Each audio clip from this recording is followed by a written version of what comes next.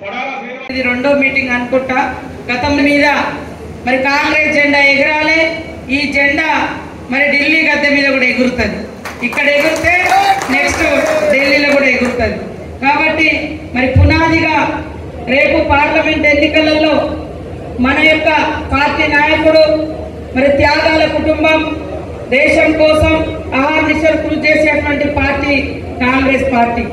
ఆ పార్టీ నాయకత్వం ద్వారానే ఈ దేశంలో మరి రాజ్యాంగం కానీ, హక్కులు కానీ, పేదలకు ఇల్లు కానీ, మరి భూముల పంపకం కానీ, అటవీ హక్కుల చట్టం కానీ, 100 రోజుల పని చట్టం కానీ, సమాచార హక్కు చట్టం కానీ, విద్యా హక్కు చట్టం కానీ, ఇట్లాంటి ఎన్నో గొప్ప మార్పులు తీసుకొచ్చి ప్రతి దగ్గర పిల్లల చదువులకు కాలేజీలు, మోడల్ స్కూళ్ళు, ఏకలవ్య స్కూళ్ళు, మరి యూనివర్సిటీలు అనేకం ఈ దేశంలో విప్లవాత్మకమైనటువంటి మార్పులకు శ్రీకారం చుట్టింది. ఆనాటి నెహ్రూ ప్రభుత్వం నుండి మరి మొన్నటి మన్మోహన్ సింగ్ ప్రభుత్వం దాకా కూడా ఈ సందర్భంగా తెలియజేస్తా ఉన్నాను. మరి ఇందిరమ్మ కుటుంబం అంటే త్యాగాల కుటుంబం. నెహ్రూ గారి తర్వాత ఇందిరమ్మ వచ్చింది. ఇందిరమ్మ చనిపోతే ఆ త్యాగాన్ని, ఆ దుఃఖాన్ని, ఆమె యొక్క ఆశయాన్ని మోసుకుంటూ రాజీవ్ గాంధీ వచ్చింది. రాజీవ్ గాంధీ చనిపోతే మరి 2 పిల్లల తల్లి మరి ఒక గృహిణిగా ఉండి ఎంత దుఃఖంతో బయటకు వచ్చి 3 సార్లు ముచ్చటగా ఈ దేశంలో అధికారంలోకి తీసుకొచ్చినటువంటి తల్లి, మన తెలంగాణ ఇచ్చిన తల్లి సోనియా గాంధీ గారిని కూడా ఈ సందర్భంగా గుర్తుపెట్టుకోవాల్సిన అవసరం ఉంది. మరి దాదాపుగా ఈ 33-34 సంవత్సరాలు అవుతుంది రాజీవ్ గాంధీ గారు చనిపోయి. ఇప్పటి వరకు వాళ్ళ కుటుంబంలో ఒక్క పదవి కూడా తీసుకోలేదు. కానీ ప్రజల కోసం ఆలోచించారు. ప్రజలకు ముక్కడు భూమి ఉండాలి, పని కల్పించాలని పని ఉపాధి హామీ చట్టం తెచ్చింది. ఇందిరమ్మ ఇల్లు కట్టించారు కోట్ల మందికి. కానీ ఈ రోజు వరకు కూడా రాహుల్ గాంధీకి, సోనియమ్మకు సొంత ఇల్లు లేవంటే ఒక్కసారి ఆలోచించండి వాళ్ళు ఎంత త్యాగంగా పనిచేస్తున్నారు. మనం వచ్చి 3 నెలలు కాలేదు, కానీ 3 నెలల్లో ఎన్ని పనులు చేసినాం. 30,000 మందికి పైగా ఉద్యోగాలు ఇచ్చినాం పిల్లలకు, ఇంకా నోటిఫికేషన్లు ఇచ్చినాం. అదేవిధంగా దాదాపుగా 30 కోట్ల ప్రయాణాలు మహిళలు బస్సులు ఎక్కేటట్టుగా మరి ఉచిత బస్సు ప్రయాణం జరిగింది.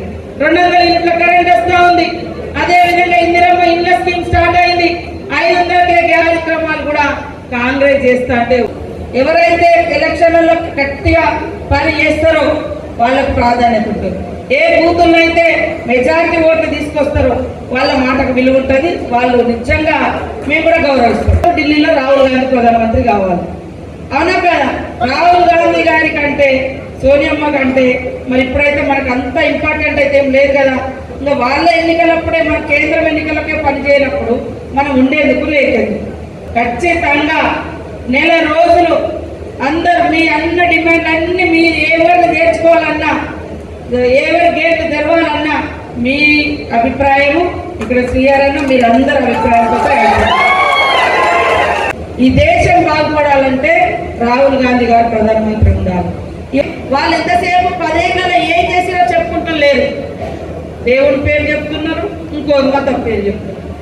దయచేసి 50,000 మెజార్టీ మీరు లక్ష్యంగా పెట్టుకొని పనిచేయండి. అప్పుడు మీరు ఏం చెప్పినా, నేను ఇప్పటికి కూడా మీరు ఏం అడిగినా శ్రీయారన్న నేను ఇచ్చుకుంటూ వచ్చిన. కాబట్టి రాహుల్ గాంధీ గారిని ప్రధానమంత్రి చేసే దాంట్లో మన పార్లమెంటు కూడా గెలిచుంటే మనకు రేపు సెంట్రల్లో ఖచ్చితంగా కాంగ్రెస్ వస్తున్నది.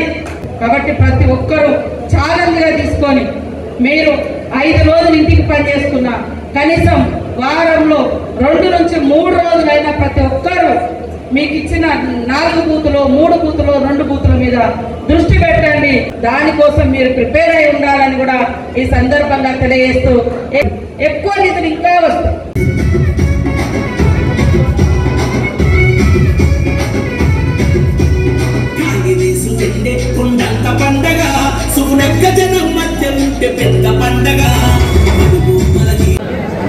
అన్న ఒక